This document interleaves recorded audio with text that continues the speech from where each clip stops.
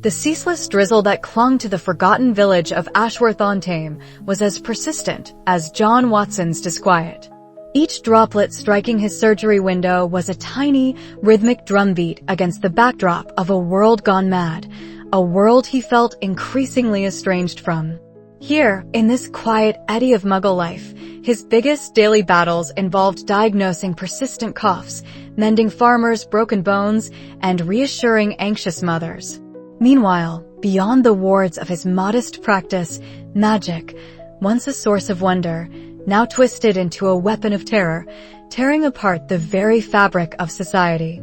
John, a Hufflepuff who had always believed in hard work and fair play, had graduated Hogwarts just before the first whispers of Voldemort's return solidified into a roar. He'd watched in dismay as the ministry dithered, then buckled. Feeling his own modest magical aptitude, a knack for healing and precise charm work, but no dueling prowess, utterly inadequate, he'd turned his back on the wizarding world, or so he told himself. He'd pursued Muggle medicine, driven by a deep-seated desire to help, a trait stubbornly Hufflepuff, even if it manifested in stitching up gashes with mundane thread rather than a cheerful episky. He was good at it, exceptionally so, his analytical mind thriving on diagnostics and practical solutions. But the quiet despair was a constant companion. He read the Daily Prophet, retrieved discreetly by a charmed owl from a network of equally disillusioned, low-level operatives, and the Muggle newspapers, both painting grim pictures. The ministry had fallen. Muggle-borns were being registered, persecuted. Dumbledore was gone. Harry Potter, the boy who lived, was now the man who vanished, hunted, a ghost. And John Watson, a wizard by birthright, was prescribing antibiotics for strep throat. The irony was a bitter pill.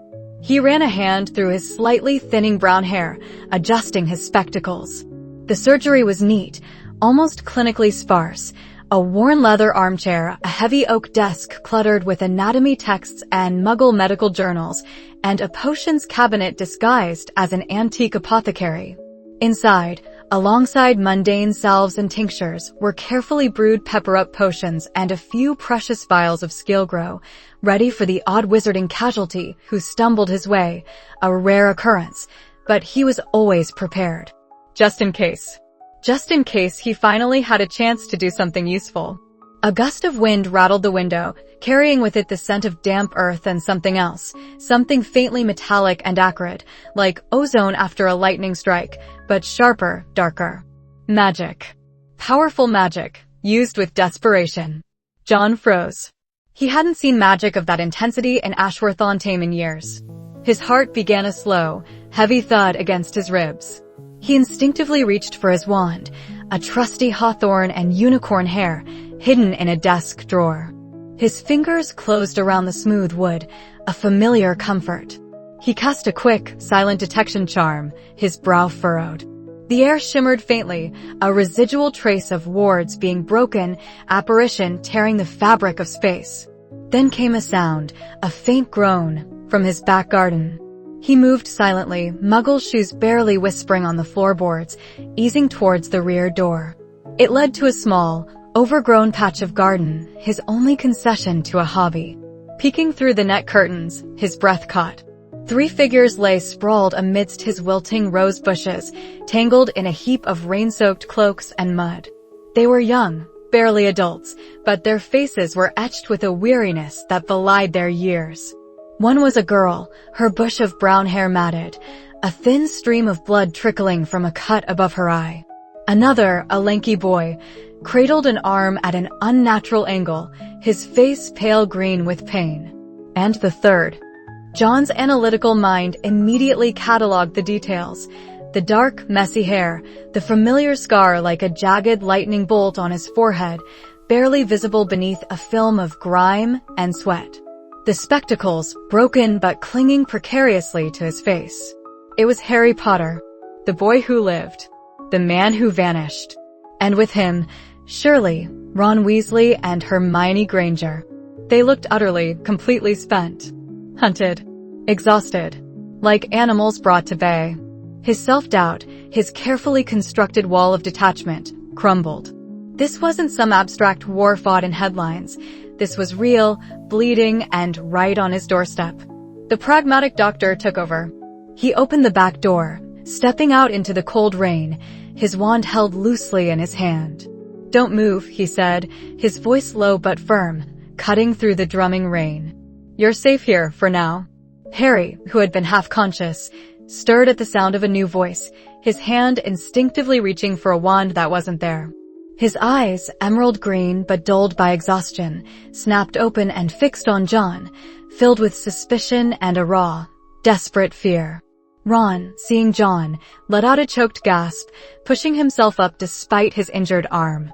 Hermione, though wounded, was the first to speak, her voice raspy. Who are you?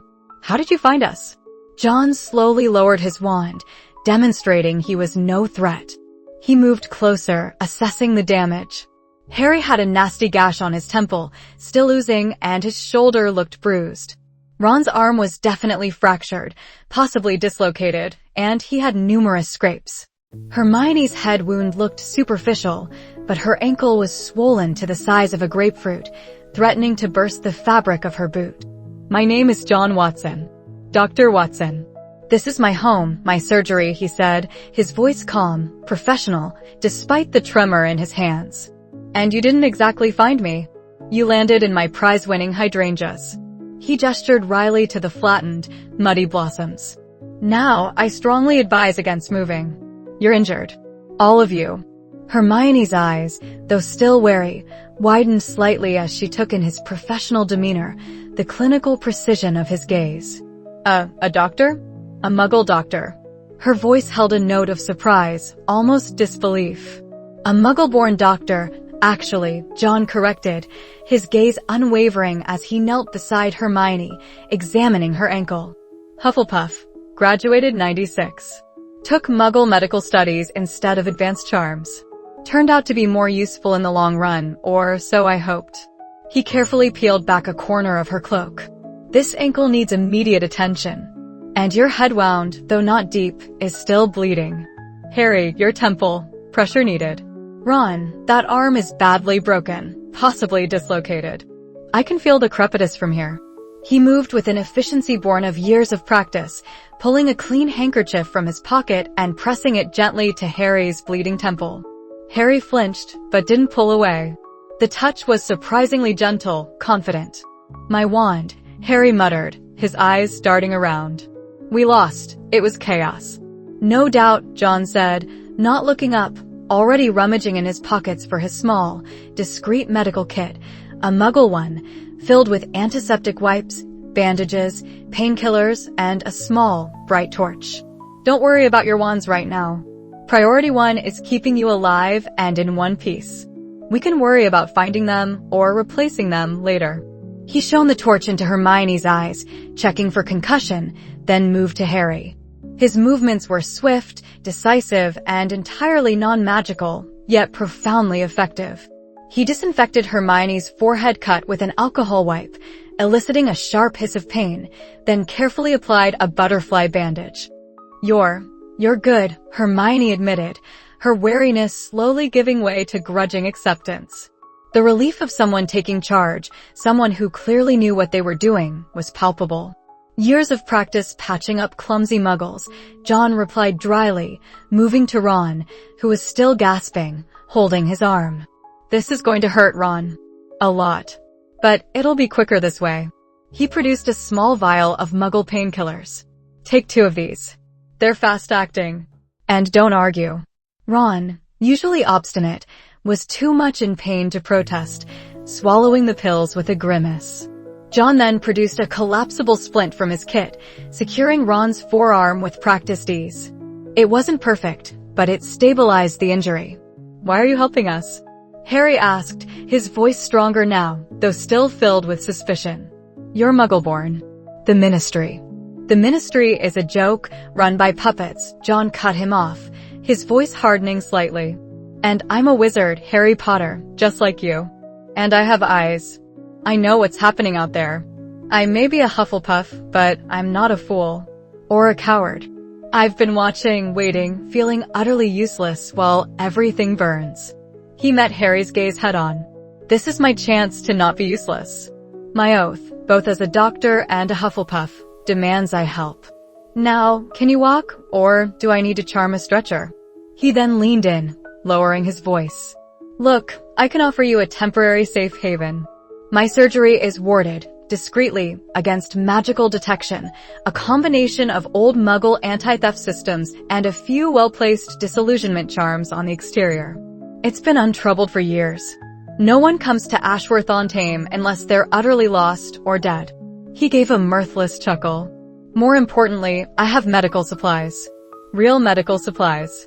And a brain that works on practical problems, not just wands and incantations. Sometimes a sterile dressing is more effective than a muddled spell, and a logical deduction can save you more grief than a divination. Hermione's eyes lit up at the mention of wards and logic. Ron, however, still looked bewildered, clutching his arm. Harry stared at John, a flicker of something new in his tired gaze. Not just suspicion, but perhaps a spark of hope. We need to go, Harry said suddenly, pushing himself up, wincing. We can't stay here.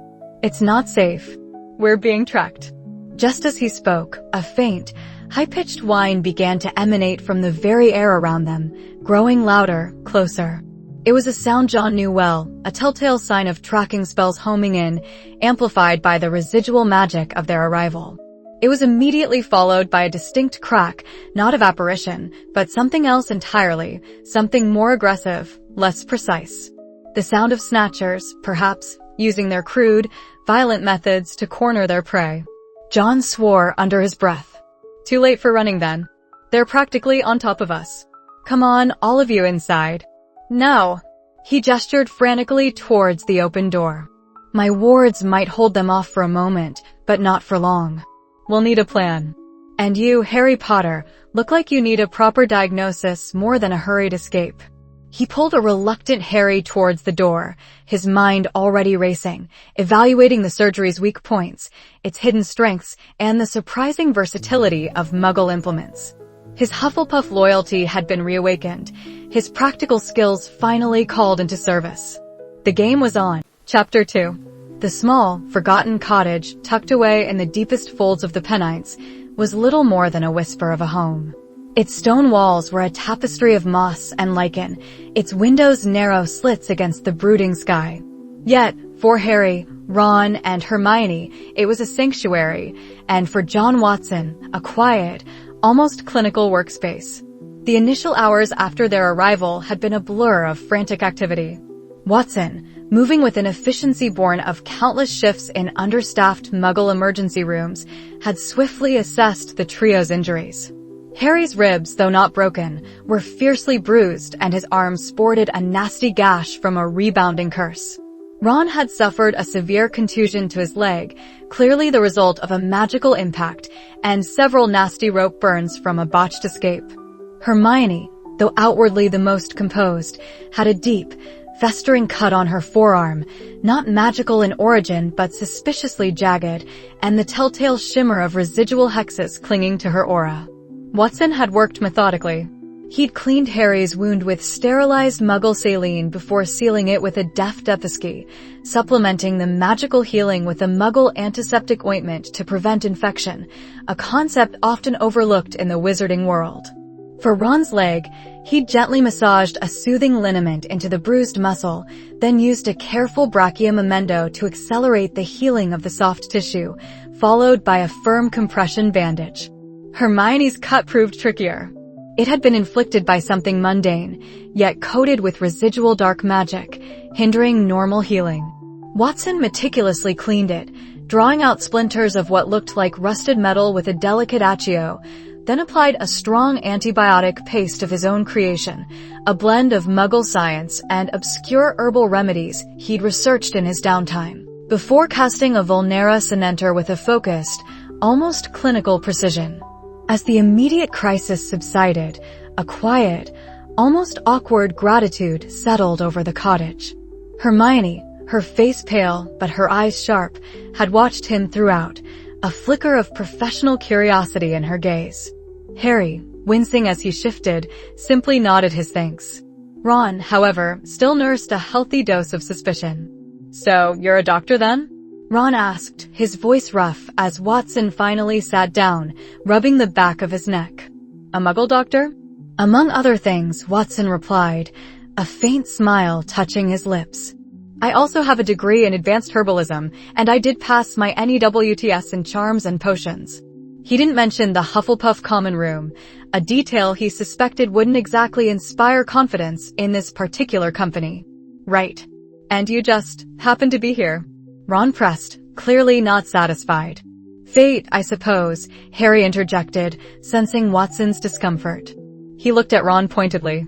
He saved us, Ron. If he hadn't been here, Hermione's arm would be a lot worse, and my ribs. Hermione, ever the pragmatist, chimed in. His approach to the infection was remarkably astute, Harry. And the speed with which he addressed our various injuries. It was quite impressive, John. Her approval, though delivered with typical academic reserve, was a potent endorsement. Watson felt a knot in his stomach loosen. Earning Hermione's respect was no small feat, just applying the best of both worlds, he said modestly. Muggle medicine excels at diagnostics and preventative care.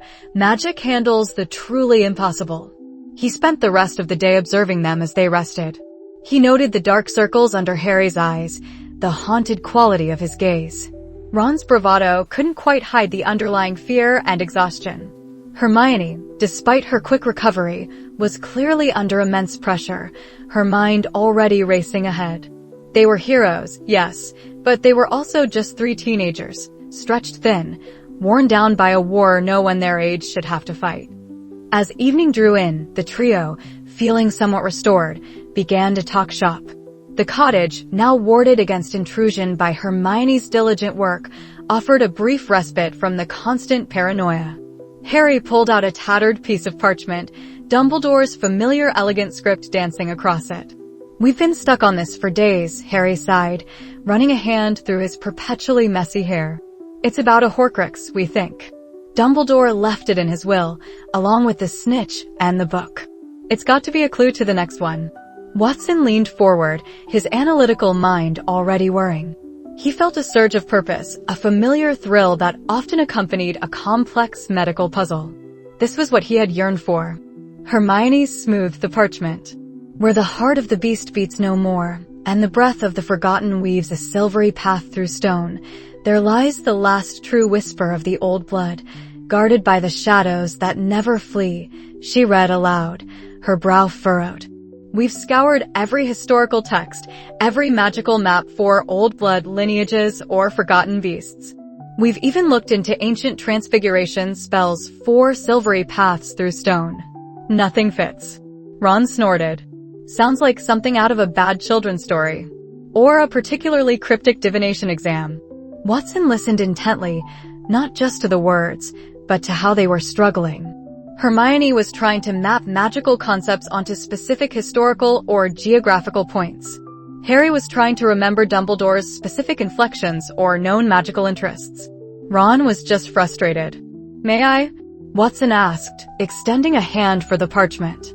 Harry handed it over. Watson held the fragile paper, his gaze tracing the words. Heart of the beast beats no more, he murmured. Breath of the forgotten weaves a silvery path through stone. He closed his eyes for a moment, letting the phrases resonate. The rhythm, the imagery, it felt familiar, yet stubbornly out of reach within a purely magical context. We thought beast could be a creature, or even a great wizarding family, Hermione explained, tapping her chin. Old blood certainly suggests that. And shadows that never flee could be some form of protective enchantment, perhaps a variant of a perpetual darkness curse. Or just literal shadows, Ron grumbled. Watson opened his eyes. What if we're looking at this from the wrong angle? He mused aloud. Not every cryptic phrase, especially one from Dumbledore, is exclusively magical. He had a deep understanding of the Muggle-world, didn't he? After all, he knew how to light a deluminator. Harry and Hermione exchanged glances. It was a fair point, one they, in their desperate focus on magical solutions, might have overlooked. Heart of the beast beats no more, Watson repeated slowly, distinctly. In the Muggle world, a beast can refer to a machine. A great, powerful machine. And when its heart beats no more, it stopped. It's decommissioned. Hermione's eyes widened slightly. A machine? Like a train? Or a factory? Precisely, Watson affirmed, a flicker of excitement in his eyes. Consider the Industrial Revolution, the great engines of commerce. What about the breath of the forgotten weaves a silvery path through stone? He paused, allowing them to think. Harry looked lost. Ron just shrugged. Steam, Watson said. Steam trains. They ran on breath, steam, and smoke. They wove silvery paths, the tracks, through stone, often in cuttings, tunnels, or over bridges. And if the beast beats no more, then it's an abandoned railway line. A gasp escaped Hermione's lips. An abandoned railway. Of course. The Ministry wouldn't track Muggle industrial relics, and Voldemort would never think to hide anything of significance there. Her face lit up.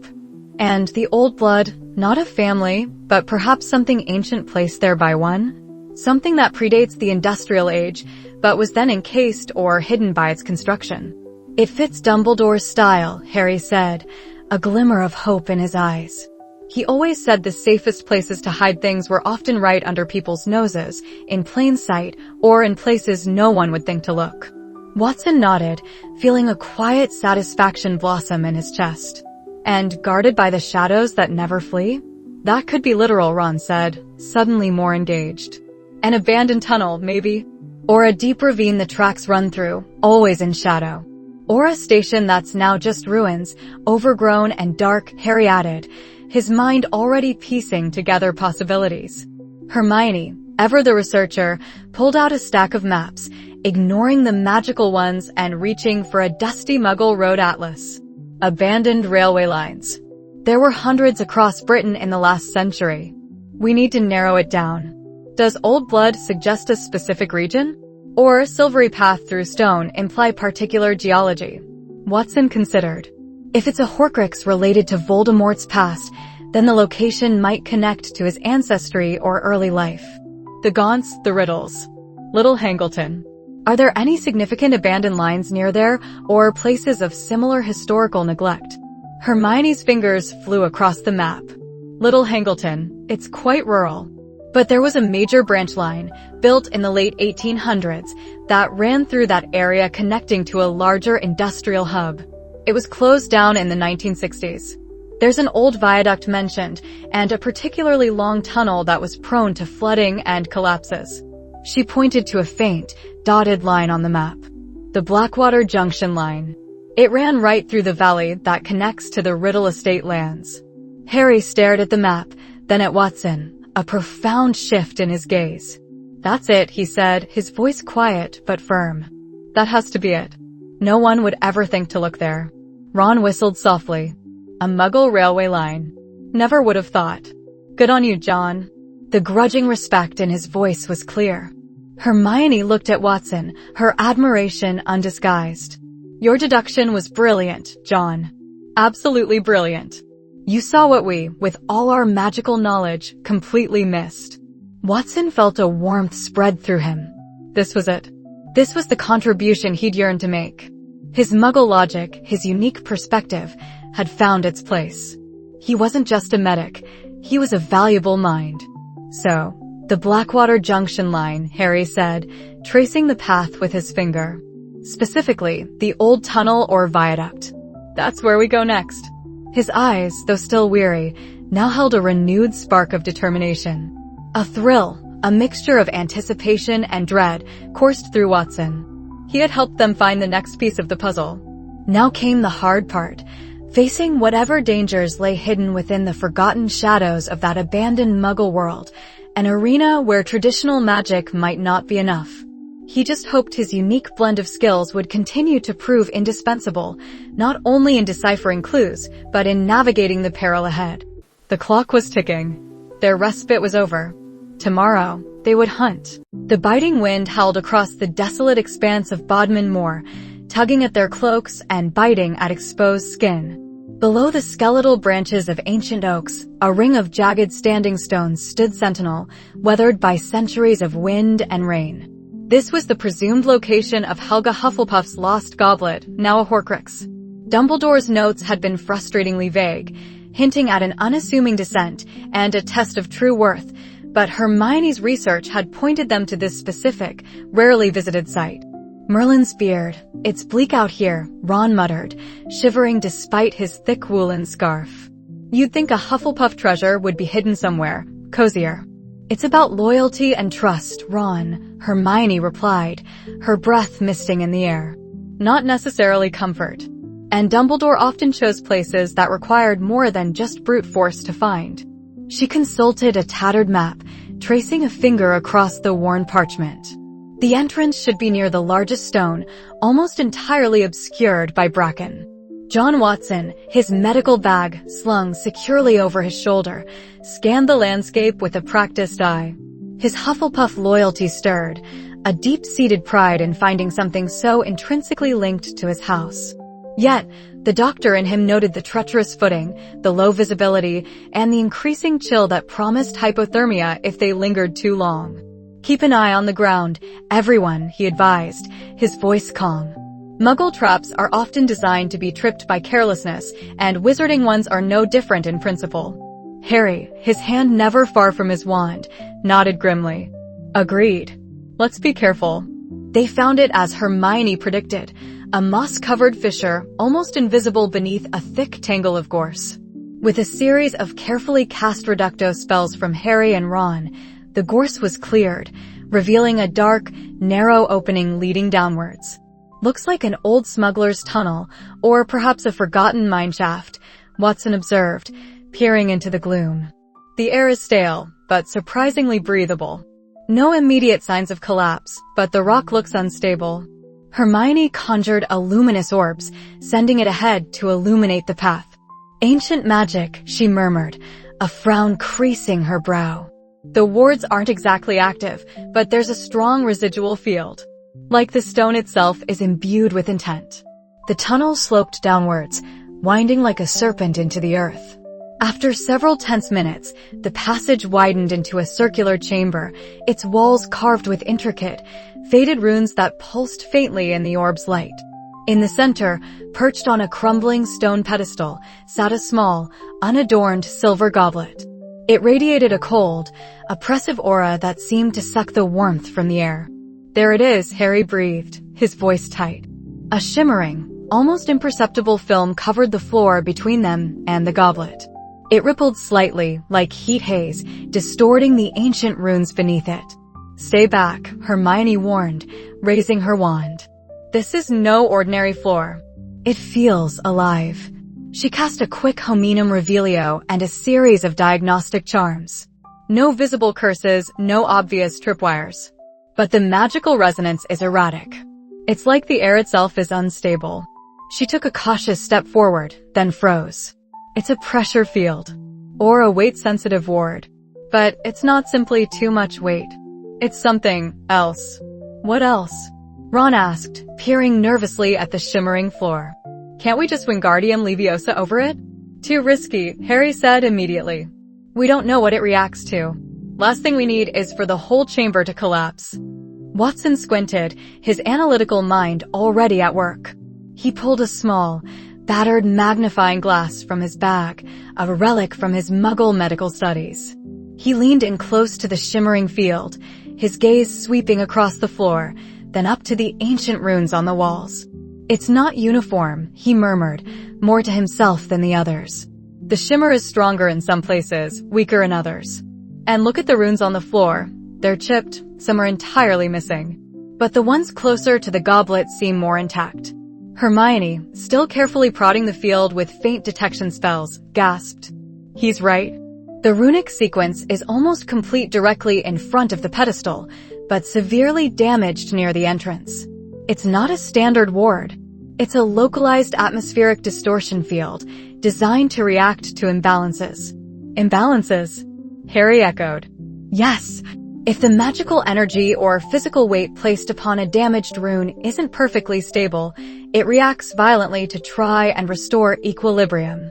Imagine a localized, extreme change in air pressure or even gravity. Hermione explained, her eyes wide with dawning comprehension. If you step on a damaged rune, the field will try to right itself by creating a sudden vacuum or an explosive burst of pressure. It could crush you, or throw you against the walls with lethal force. So, what do we do? Ron asked, now looking distinctly green. We can't just float across if magic destabilizes it. We need a path, Watson stated, his voice calm amidst the growing tension. He pulled a small bag of pebbles from his pocket, a habit from his days as a scout, always prepared for mundane uses. He gently tossed a tiny pebble onto a particularly bright spot in the shimmer, near a chipped rune. The moment the pebble touched the field, there was a sharp, almost silent thwumph. The air around the pebble shimmered violently, distorting space for a fraction of a second before snapping back. The pebble vanished, presumably pulverized or absorbed. Hermione let out a small shriek. See? It's not a curse, it's a physical reaction. Watson frowned. If we're to cross, we need to apply pressure that the field doesn't register as an imbalance.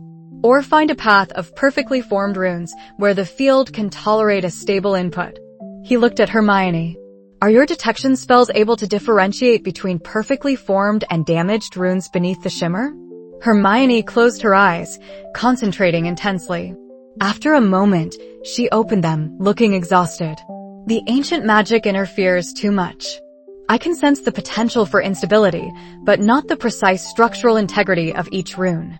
It's like trying to see through a kaleidoscope. Right. Watson paused, running a hand through his hair. He scanned the walls again, noting the patterns, the flow of the carved runes. The runes on the walls, they mirror the patterns on the floor, don't they? And they seem to radiate from the pedestal outwards. He pointed. Notice how the runes become less damaged as we get closer to the goblet? That suggests the strongest, most stable parts of the field are closer to the source. So we just walk across the less damaged ones? Harry asked, skeptical. Not just walk, Watson countered.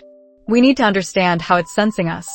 If it reacts to imbalance, then perhaps a steady, distributed pressure is the key. Or a very light, almost insubstantial touch. He thought of old landmines, of pressure plates that needed a specific amount of force. What if the key isn't avoiding the runes, but interacting with them correctly? Suddenly, Ron, who had been nervously shifting his weight, leaned too heavily on a protruding rock near the chamber entrance. The rock gave way with a sickening crack. Ron stumbled, arms flailing, and his foot landed squarely on a bright, shimmering patch of the field. Whumph! The air around Ron's leg exploded inwards. He screamed, a terrible, guttural sound, as if he'd been punched by an invisible giant. He was flung backwards, slamming into the rough stone wall with a bone-jarring thud, then collapsing in a heap. Ron! Harry shouted, rushing forward instinctively. Harry, no! Watson yelled, grabbing his arm, pulling him back. Don't touch the field. Hermione, pale with shock, immediately cast a protego around Ron, then a diagnostic charm. He's alive, but, oh Merlin. His leg and his ribs. He's got severe internal bruising, possibly a fracture, and a pneumothorax. His lung is partially collapsed from the pressure change.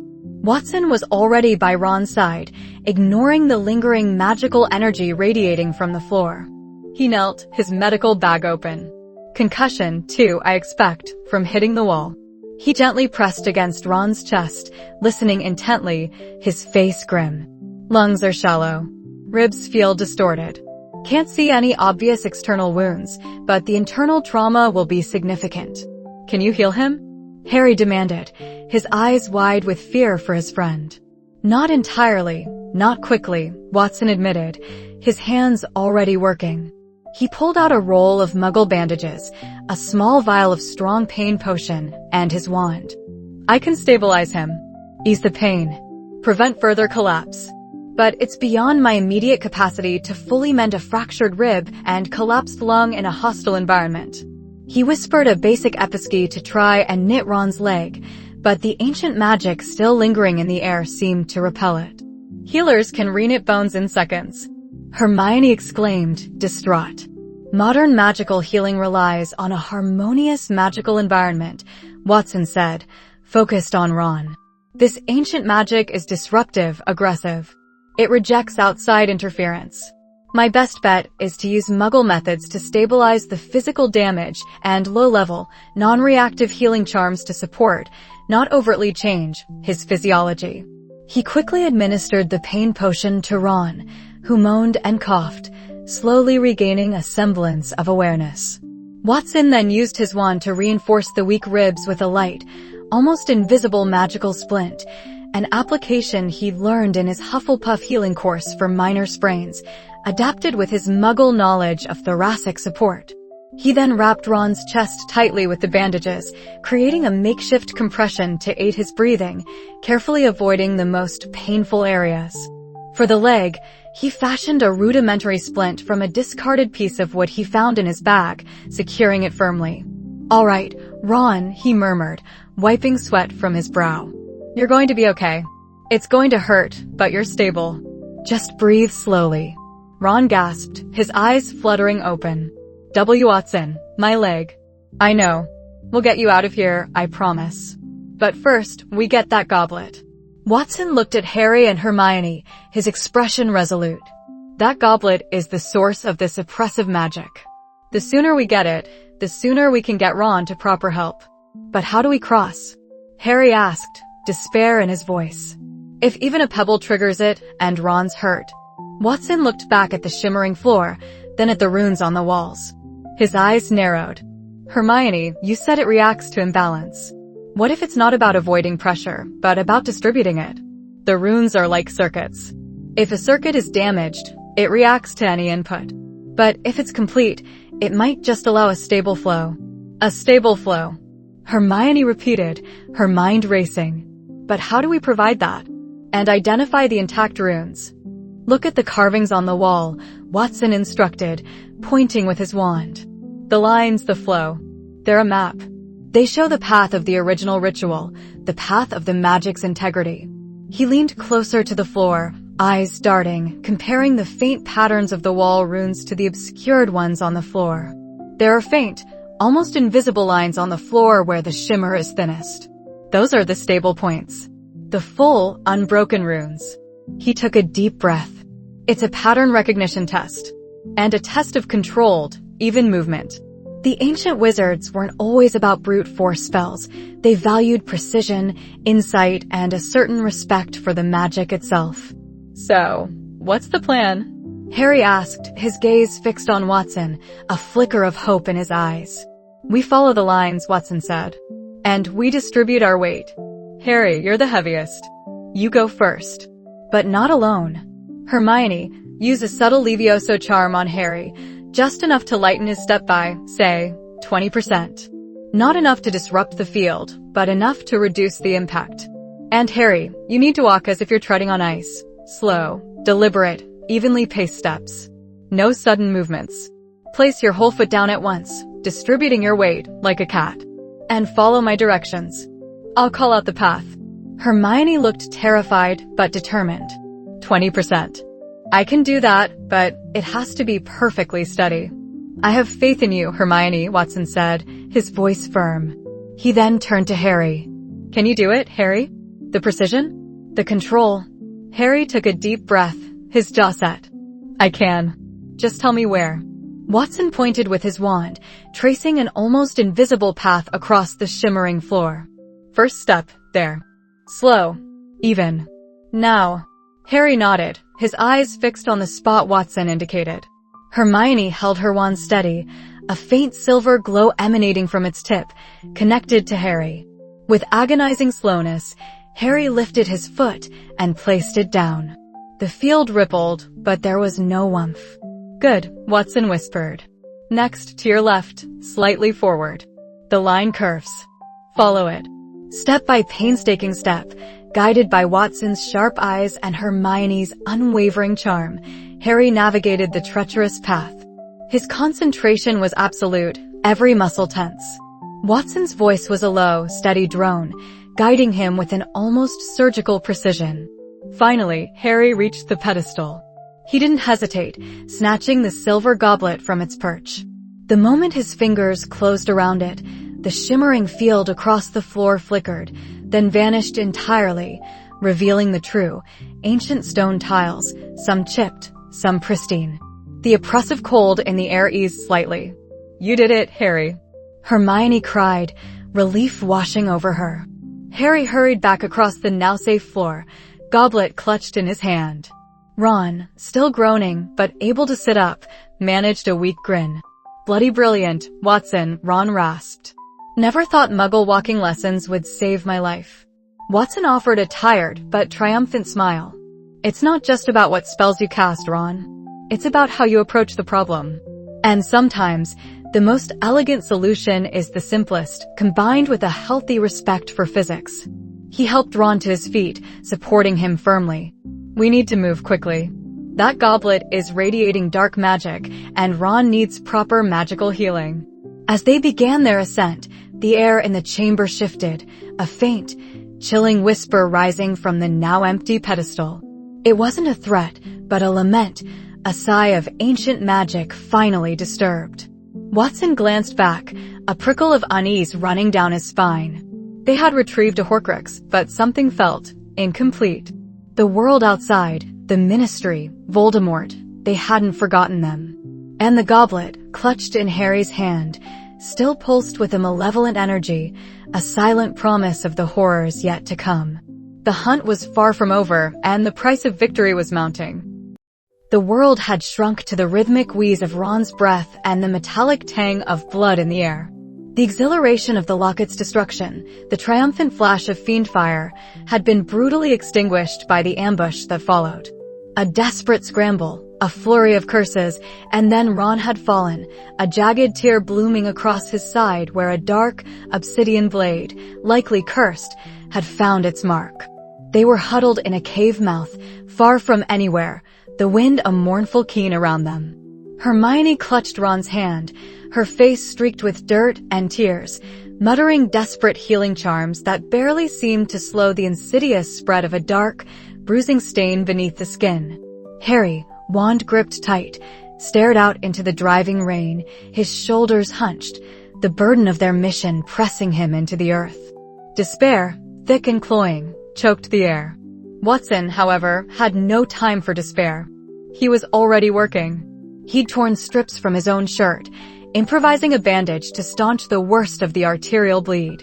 "Move, Hermione," he'd ordered, his voice surprisingly firm amidst the chaos. "Let me see." He pushed her gently aside, his fingers, despite their slight tremor, moving with the practiced efficiency of a surgeon. "It's not closing, John," Hermione wept, her voice raw. "The spells, they're just not taking." "Cursed blade," Watson muttered, more to himself than to her. "Traditional magic won't be enough. It's fighting the healing process, like a localized poison."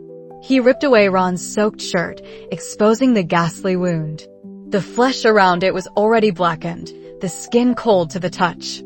This wasn't a simple cut, it was a hungry, necrotic bite, consuming him from within. He reached into his satchel, pulling out a small kit he'd prepared. "Harry, get me some fresh water. Clean as you can manage with a scourgify. As Harry scrambled to obey, Watson produced a bottle of clear, acrid liquid, a strong antiseptic he'd brewed himself from Muggle ingredients and a few non-magical plant extracts known for their potent cleansing properties. "This will sting, Ron. A lot." He poured it over the wound. Ron gasped, his back arching, his face contorted in pain. Hermione recoiled. "John, that's barbaric. We have Dittany." "Dittany is a powerful anodyne and regenerator, Hermione," Watson explained, his tone clipped, professional. "But it won't scour a deep, cursed infection. We need to clean the wound thoroughly before we try to knit it back together. Imagine a wound full of tiny, invisible shards. Dittany would seal them in." He continued to work, his touch surprisingly gentle as he meticulously cleaned the angry edges, pressing out the dark, viscous blood that continued to seep. He then applied a thick, greenish paste he'd made, a mix of powdered murtlap essence and a powerful Muggle antibiotic cream, carefully sealing it with sterile bandages. "There," he finally said, his breath ragged. "That's the best I can do for now. It stopped the immediate spread, but he'll need proper attention, and quickly. We need to get him to a real healer, or at least somewhere stable, where I can administer more sustained care." He looked up, his eyes meeting Harry's. His magic is depleted from the fiend fire, and the curse is fighting his natural healing. He needs rest, warmth, and sustenance he can keep down. Harry just stared at Ron, then at the stormy sky, a profound weariness etched onto his face. We keep moving, John. We always keep moving. There's no safe place, not anymore. His voice was hollow, devoid of its usual fire. Dobby. Creature. Now Ron nearly. He trailed off, unable to voice the thought. The weight of their losses, the constant danger, the unending pursuit, it was crushing him. Hermione was no better. He's right, Harry. We've lost too much. We nearly lost Ron. And for what? 1 Horcrux down, and how many more left? Are we even making a difference? Dumbledore. He must have known how hard it would be. She buried her face in her hands, her shoulders shaking. I don't know what to do, Harry. I truly don't. Watson watched them, his own heart heavy. He felt it too, the chill of despair, the gnawing doubt. He'd seen that look in soldiers' eyes, in the faces of families who'd lost everything. It was the point where spirit broke, where the will to fight fractured. He, John Watson, the Muggle-born Hufflepuff who had doubted his own contribution, found himself the steadiest hand in the room. Enough, Watson said, his voice quiet but firm, cutting through the silence of their despair. Harry and Hermione looked up, startled. Ron is alive. He is breathing. His heart is beating. That is not a loss, it is a battle won. A costly one, yes, but a victory nonetheless. And we secured the locket. Another fragment gone. You forget your successes in your grief. He knelt beside them, forcing eye contact. Look at me. Look at Ron. He fought. He's still fighting. Are you going to give up on him? On yourselves? On Dumbledore's plan? His gaze was unwavering, pulling them from their self-pity. Yes, it's hard. It's brutal. But what exactly did you expect? A pleasant stroll through the park while Voldemort twiddled his thumbs. He paused, letting the blunt words sink in. We are in the midst of a war. People get hurt. People die. That doesn't mean the cause is lost, it means the fight is real. And it means we owe it to the fallen and to the living, to finish what we started. You, Harry, are the one Dumbledore chose. You, Hermione, are the intellect that keeps us one step ahead. And you, Ron, are the heart that holds us together. If any one of you falls apart, we all fall. He softened his tone, a hint of his Hufflepuff loyalty shining through. I know it's painful. I understand that. But pain is a signal.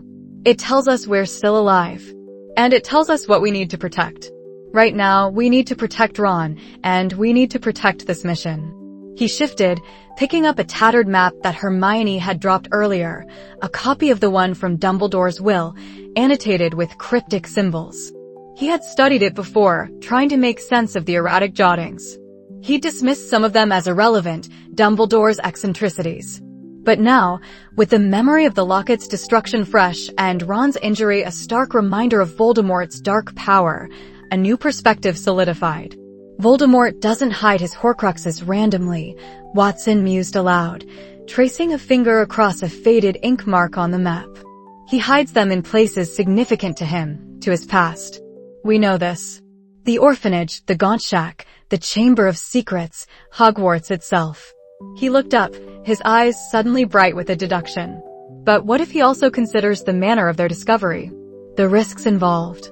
Hermione, though still pale, was listening now, her brow furrowed in concentration. What do you mean, John? The locket was hidden in a place of great natural danger, a cave with infamy. But the diary was hidden in a school, a place of innocent minds. The ring in a decrepit shack. The cup in a secure bank. There's a pattern of contrast, isn't there? A dark object in a safe place or a hidden one in a vulnerable place. He tapped a point on the map, a dense, wooded area marked only with a single, looping symbol Dumbledore had drawn, one they'd previously dismissed as irrelevant. This symbol. I thought it was just a flourish. But it looks like a knot. A tangled knot. It's the symbol for the Gaunt family home, Watson, Hermione said, but that's already accounted for with the ring. No, not the Gaunt Shack, Watson corrected, his voice quickening. Dumbledore's notes explicitly stated the ring was from a different Gaunt relic, not the primary residence. And this isn't in the same location. This mark is in the Forest of Dean, or very near it. A place known for ancient, almost primordial magic. A place where Gryffindor's sword was found, you said. Harry slowly nodded, a flicker of understanding in his eyes. The sword, it appeared there for me. Precisely, Watson affirmed. Dumbledore knew the significance of such a place. A place steeped in ancient magic, not necessarily dark, but wild, untamed. It's a prime location for concealment, for losing something amongst the sheer volume of other magical energies. He pointed to a small, almost invisible crosshatch near the knot symbol. And this. It's barely visible.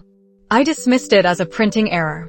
He pulled out his own magnifying glass, a Muggle tool he always carried, and held it over the map. Look, it's not a crosshatch. It's a tiny depiction of a diadem. Hermione gasped, snatching the map. The lost diadem of Ravenclaw. Her eyes widened. It was lost for centuries. We assumed it was hidden in Hogwarts, in the Room of Requirement, like in the books, but Dumbledore never confirmed it. What if he knew it wasn't there yet? What if Voldemort moved it after his initial attempt to retrieve it, making it harder to find by placing it somewhere seemingly random, but steeped in magical energy? Or, knowing that everyone would assume Hogwarts, he placed it elsewhere to confound those seeking it, Watson countered, using the very strength of ancient magic as a camouflage.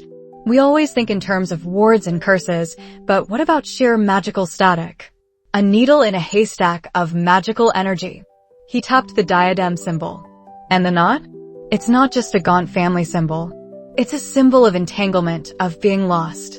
A perfect description of the Forest of Dean, with its labyrinthine paths and ancient, confusing magic. Harry looked from Watson to Hermione, a spark returning to his eyes. The Forest of Dean. It's where the sword of Gryffindor came to me. Where Dobby came for us. It's got powerful magic and a history with us. And with Dumbledore, Hermione added, her voice now brimming with renewed determination. He must have known Voldemort would gravitate toward such places, places of significant magical resonance, but perhaps not overtly dark to throw off pursuit. He always thought 10 steps ahead. Watson nodded. The diadem. It makes sense. It completes the circle of his personal trophies, connecting to his Hogwarts days. And placing it in a location so diametrically opposed to the structured, predictable magical signature of Hogwarts, it's a brilliant tactical move. One that would fool anyone fixated on familiar magical strongholds. He looked at Harry, then Hermione, a grim resolve settling on his face. We need to move, Ron. Carefully. But we need to move towards the Forest of Dean. If my hypothesis is correct, the next Horcrux is there. It will be dangerous. Very dangerous. But we have a lead now. And a purpose. Harry's jaw tightened. He looked at Ron, then at the map. The despair was still there, a ghost in his eyes, but it was now overshadowed by a rekindled fire, a renewed sense of direction. Then let's not waste any more time. He gripped his wand, a determined glint in his emerald eyes. John, Hermione, get Ron ready. We're going to the Forest of Dean. And this time, we're finishing it. The air in the abandoned observatory was thin, cold, and laden with the metallic tang of old iron and the faint, unsettling residue of powerful, dark magic. Watson shivered, pulling his worn trench coat tighter. The glass dome above was shattered in places, offering splintered views of a bruised, starless sky. Below, nestled in a tarnished brass contraption that once tracked celestial bodies, pulsed a sickly green glow. The next Horcrux, the diadem of Ravenclaw. It's here, Hermione whispered, her wand tip trembling as she pointed. I can feel the presence. It's angry. Harry nodded grimly, his hand on the hilt of the sword of Gryffindor, which he'd recovered after their last devastating encounter. Ron stood a few paces back, his face pale but resolute, clutching his wand with white knuckles. The silence was unnerving, a predatory calm before the storm. They'd walked into the dragon's maw, now they just had to take its treasure. Any defensive wards, Hermione? Watson asked, his voice low and steady. His eyes swept the chamber, not just for magical signatures, but for physical choke points, lines of fire, potential cover. His Muggle instincts were screaming danger, even before his magical senses registered anything. "Complex, interwoven," she replied, a frown creasing her brow. "Dark charms, mostly. But surprisingly weak at the northwest support pillar. Almost like an oversight. Or a trap," Watson murmured, his mind already spinning scenarios. An oversight by Voldemort was unlikely. An intentional flaw, meant to draw them in? Perhaps. He had learned that the Dark Lord, for all his power, still thought in terms of wizarding duels, not battlefield tactics. Before they could strategize further, the silence shattered. A blast of pure, unadulterated magical force ripped through the main entrance, sending chunks of stone flying. Silhouetted against the night sky were a dozen Death Eaters, wands raised, their masked faces radiating malice. "Harry Potter," a sneering voice cried. "Come out and surrender the diadem." "Now, then," Harry said, surprisingly calm. "Ron, Hermione, defensive positions. Watson, stick with me." The battle began in a maelstrom of colored light and concussive sound. Harry, a blur of motion, met the initial charge, deflecting curses with a skill honed by years of survival. Hermione, shouting complex incantations, erected shimmering shields and sent powerful jinxes arcing into the enemy ranks. Ron, though visibly terrified, fought with a stubborn ferocity, his stunners finding their marks with surprising accuracy. Watson, a Hufflepuff to the core, wasn't a duelist in the traditional sense. His magical strengths lay in defense, healing, and the application of practical, often overlooked charms. He kept his shields up, moving fluidly, a human shadow covering Harry's flank. He didn't engage in flamboyant spells, instead opting for precise, well-placed blasting curses to destabilize enemy formations, or shield charms that absorbed impacts meant for his friends. A particularly vicious curse, a sickly green, arced past Harry and struck Ron full in the chest. Ron cried out, stumbling backward, a dark stain spreading rapidly across his jumper. His wand clattered to the floor, his face contorting in agony. "Ron!" Hermione screamed, momentarily distracted, allowing a Death Eater's curse to graze her arm, leaving a shallow, smoking cut. "Harry, cover them!" Watson yelled, already sprinting towards Ron. He dropped to his knees, his medical bag, a worn Muggle satchel packed with sterile bandages, antiseptic, pain relievers, and a few essential potions, already open. "Hermione, Protego Maxima. Keep those bloody bastards off us." Watson barked, his voice cutting through the din. He didn't wait for permission. The doctor in him took over, overriding the wizard, overriding the fear. He tore open Ron's shirt, revealing a deep, festering wound that seemed to writhe with dark magic. "Merlin's beard," Watson muttered, pressing a hand against the wound. It was a potent cutting curse, made worse by a follow-up jinx that was actively necrotic. Blood welled up, dark and thick. Ron was losing consciousness, his breathing shallow. "Harry, impervio on that overhead beam." Watson shouted, his eyes scanning the chaos. He'd noticed a Death Eater was steadily blasting at a specific support, attempting to collapse the structure. "Hermione, finite incantatem on that necrotic charm now." Harry, though fighting 3 Death Eaters simultaneously, managed to send a powerful shield charm up to reinforce the beam. Hermione, shaking with adrenaline, focused her magic, her face scrunched in concentration.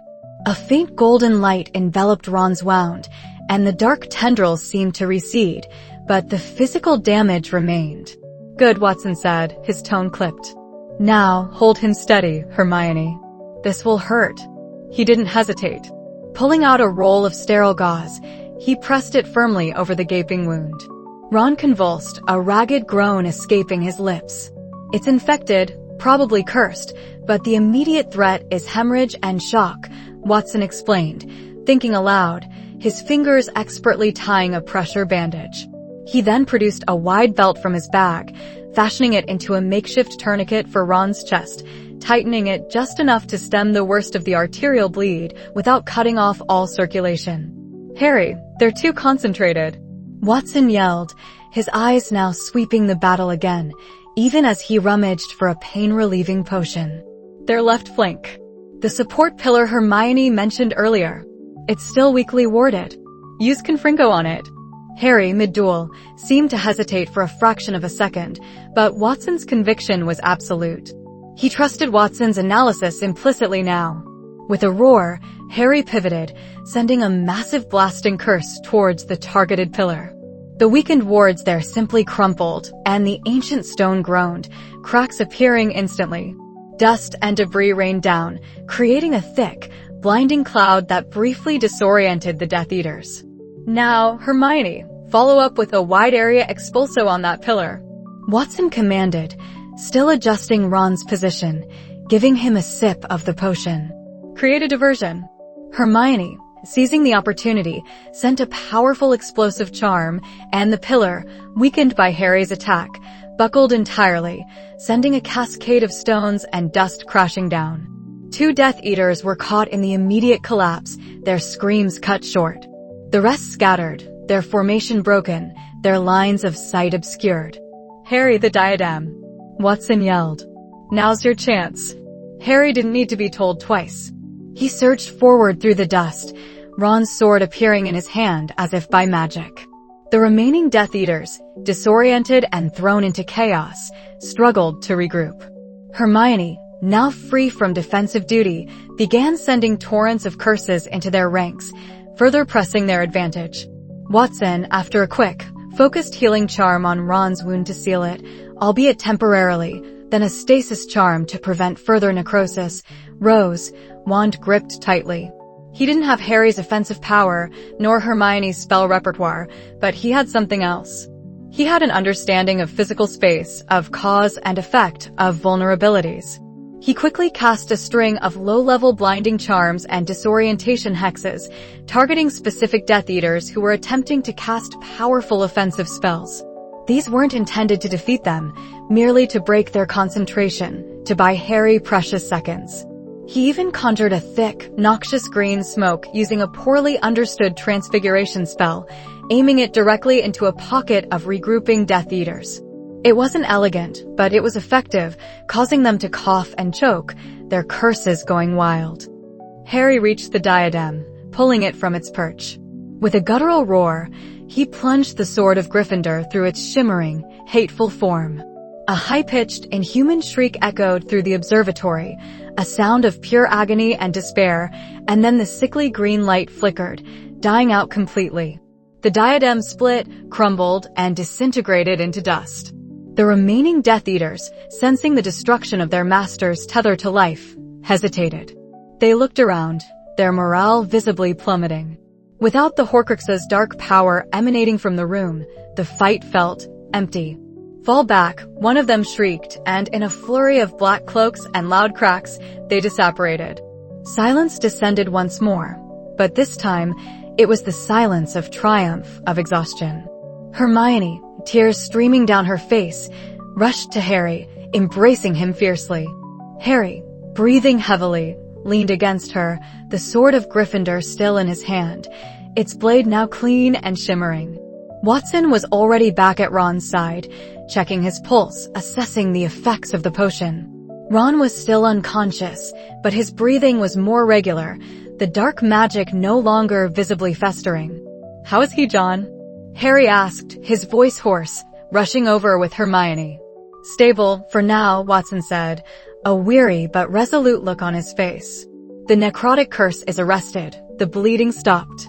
But he'll need proper magical healing, and quickly. He's lost a lot of blood.